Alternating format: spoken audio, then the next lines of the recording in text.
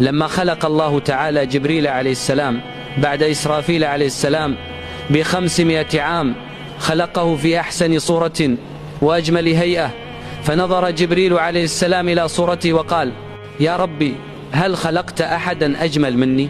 فقال الله تعالى: لا، ما خلقته. فوقف جبريل عليه السلام يصلي، فصلى ركعتين استغرق إتمامهما 120,000 سنة. فلما فرغ من صلاته قال: يا ربي، منذ خلقت السماوات والأرض هل عبدك أحد مثل عبادتي هذه؟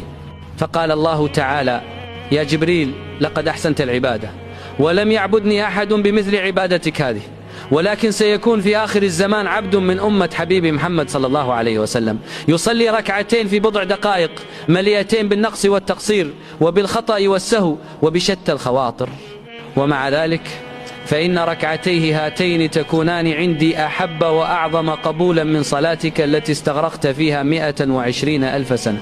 فقال جبريل عليه السلام: يا ربي، ولما كانت صلاتهم بهذه المنزلة العظيمة؟